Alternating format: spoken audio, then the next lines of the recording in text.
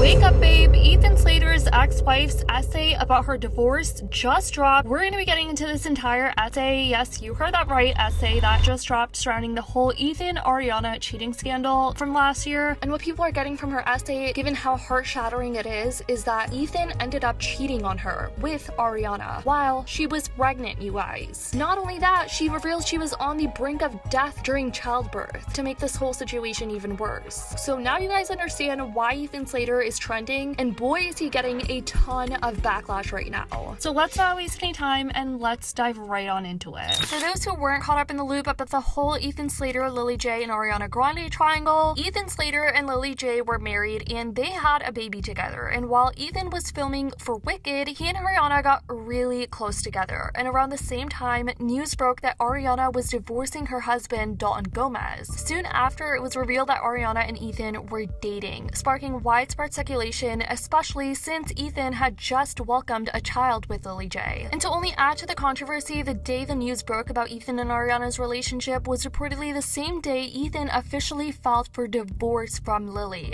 So naturally, people thought these two were having an affair, all the while Ethan was married and his wife was right around the corner of giving birth to their baby. The situation grew even more complicated when it was revealed that Ariana had previously spent time with Ethan, Lilly, and their baby, leading Lilly to famously call Ariana not a girl's girl. The comment fueled the backlash against Ariana, adding to this whole entire media frenzy, and now fast forward to a year and a half later, Lilly just dropped a essay, you guys. Yeah, that's right, an essay about this whole situation. Let's get into the essay. The essay is headlined, "How does my divorce make you feel? As a therapist, I try to keep my personal life private. After my public split, that was no longer in my control. No one gets married thinking they'll get divorced in the same way we don't board a plane expecting to crash. But I really never thought I would get divorced, especially not just after giving birth to my first child, and especially not in the shadow of my husband's new relationship with a celebrity. In this season of shock and mourning, over a year after the end of my marriage was made public, I deeply miss the life of invisibility I created for myself as a psychologist specializing in women's mental health. During graduate school for clinical psychology, I learned about transference, the way a patient uses the anonymous therapist as a funhouse mirror reflection of their own unresolved relational needs. The patient and therapist piece together a deeper understanding of the patient based on the echoes of outside relationships that inevitably play out in the therapist's office. As a therapist, part of what I could offer my patients was the experience of being in a relation with someone else without the complexities of a personal relationship. I was never meant to be fully known to them. Research consistently indicates the strongest predictor of success in therapy is the therapeutic alliance, the rapport between therapist and patient. And traditionally, therapists rigorously protect this for our patients with clear boundaries. By reducing the white noise of personal information or self-disclosures, therapists provide patients with a unique opportunity to feel connected to another person by care alone. To be there in feelings and not in facts was the superpower I had always wanted. Periodically, my patients' imaginations and interpersonal needs would bump up against my own reality. Throughout my pregnancy, I worked as a psychologist at the Children's Hospital of Philadelphia, supporting women pregnant with babies facing severe or fatal diseases. I willed my healthy son glowing inside me not to overhear these conversations. Survival rates, palliative care, congenital anomaly, please be okay, I tried to communicate to him. I swaddled my healthy pregnancy in baggy sweaters, bracing for the day a patient would notice my growing good fortune and ask, why me and why not you? It was the first time a fact about me was announcing itself to a patient, but no one said a word. At 9 months pregnant, I lumbered into the waiting room at the Children's Hospital to greet a patient who I had not seen in several months. From her seat, she was eye to eye with my son, curled up and kicking. There is something different about you, she said knowingly. She then complimented me on a haircut I hadn't gotten and pulled herself up to standing, saying, I'm really observant. Despite my patients being thoughtful, curious, and attentive, not a single one acknowledged our shared condition. I truly believe they did not allow themselves to see my pregnancy at all. Knowing that the person they asked to witness their grief was floating through a healthy pregnancy was too much to contend with, so they looked away. I loved my life working in a helping profession and being immersed in the details of other people's stories rather than documenting my own narrative for public consumption. The week before before my 18th birthday, I deactivated my Facebook account. I didn't want to measure my birthday and how many messages I did or did not receive from people across the family to strangers, continuum of a Facebook friends list. Becoming a psychologist solidified my detachment from social media. Professors urged me and my graduate school peers to be wary of the conclusions an understandably curious patient might reach if they were to unearth online artifacts of our real-world lives. My partner was on a different path, in which social media and exposure were not impediments, but rather necessities. We puzzled through this predicament on walks, over pizza, in our apartment, and excitedly concocted rules of engagement of how and what he would share about our lives together. It was a tenuous balance. My profession, which requires privacy, and his, which is measured in applause. But it worked well while life was unfolding according to our plans. During my pregnancy, I had never felt happier nor more aware of how precarious happiness could be. When my baby was first placed on my chest, still tethered to me by his umbilical cord, I sobbed with relief. We had done it. He had arrived. I survived preeclampsia. Oh, and a life-threatening birth complication. And finally, our family was whole. Mine is a story of worrying in the wrong direction. As a perinatal psychologist, I knew all the statistics, how vulnerable a marriage is in the postpartum period, how vital community connection is in preventing depression and anxiety, how new parenthood impacts a whole family, but I confidently moved to another country with my 2-month-old baby and my husband to support his career. Consumed by the magic and mundanity of new motherhood, I didn't understand the growing distance between us. Motherhood, I have learned, fills your time but not your mind. In the countless hours I spend rocking my son to sleep, pushing his stroller, marveling at his sweaty little hands grasping a crayon, I work diligently on my private project of accepting the sudden public downfall of my marriage. This, I tell myself, is nothing to be ashamed of and nothing to hide. Slowly but surely, I have come to believe that in the absence of the life I planned with my high school sweetheart, a lifetime of sweetness is waiting for me and my child. She said, while our partnership has changed, our parenthood has not. Both of us fiercely love our son 100% of the time, regardless of how our parenting time is divided. As for me, days with my son are sunny. Days when I can't escape the promotion of a movie associated with the saddest days of my life are darker. Oh my god, you guys. Even as people from my past have reached out to say they saw my face in a tabloid, my patients have remained silent. Was some algorithmic or karmic force protecting my patients from seeing a tabloid drama in which I play the role of voiceless ex-wife? Or do they know about my divorce and didn't know it's okay to tell me? Because of the clinical frame that promise the psychologist makes to the patient to not take up emotional space, I don't explicitly share any part of myself until they've already found out by themselves. Recently, while eating muffins with my son at the Sunday farmers market, I locked eyes with a patient who was in treatment because of the grief of a miscarriage. It was her decision whether to discuss our in the wild encounter in my office the following Tuesday, but I held the moment in mind, thinking through what her acknowledgement or silence would mean in the context of our work together. It's hard to measure an absence, and I can't say for sure how much my career has been impacted by what's out there online, but there have been hints along the way, like the job offer that dissolved without explanation after yet another tabloid news cycle, or the patient who's scheduled for a first appointment but seemingly vanishes. On my darker days, I railed against the unfairness of a public divorce, asking my therapist, we're all just a Russian nesting doll of therapist supporting therapist, who would trust a cardiologist who had a heart attack because they never got an EKG. Of course, I'm not owed anything, whether it be a job or the privilege of being any given person's psychologist. Still, even as someone who spent years researching how people respond to ambiguity, I hate not knowing if the way my story has been told has impacted my opportunity to help others sort through their story. I have the deeply human propensity to find evidence for my worries in the unknown. As a visitor in this digital land I thought had successfully chosen not to live in, it is uncanny to see myself in a shoddy mosaic of others' words and impressions. I have puzzled alone for nearly 2 years about what to say as someone who is, by personality and profession, equally allergic to being the center of attention and being erased. At the Children's Hospital, my invisibility was welcome protection from hard conversations for me and my patients. And while I still firmly believe in following my patients' leads and not presuming to know what parts of my personhood resonate with them, the publicity I did not consent to increasingly feels like both a challenge and an opportunity. If I'm discovered as what being vulnerable, perhaps it could be a point of connection rather than a clinical liability. My entire adult life, I feared that loss of control and postpartum depression would destroy me. One day in London, I looked up and found that they had both arrived, and I am okay. If I can't be invisible anymore, I may as well introduce myself. You guys, this is so sad. You know how a sponge is most effective at absorbing liquid when it's already a bit wet? Maybe we can think about my messy, not so personal life in that way. A dose of my loss, rage, powerlessness, sadness that helps me hold yours. I cannot resolve the incongruity of a career in helping others prepare for the exquisite fragility and beauty of pregnancy and postpartum, and then having my own world appended ended. But I can start hearing myself when I tell patients that avoidance maintains fear. And maybe it's time to accept that I'm not unknown anymore. So consider this essay my message in a bottle sent out to sea to maybe wash up at my patient's feet someday. I'm sorry I can't be invisible anymore. This information about me will rush in like water, filling all the blank spaces where you could have, should have, would have imagined me to be whomever you needed. I hope this is okay. This psychologist of yours who had a window into her life pried open. Knowing what you know now, I can say with both personal and professional authority, you were so much stronger than you assume. And then this part was interesting where she ended off saying some of what you loved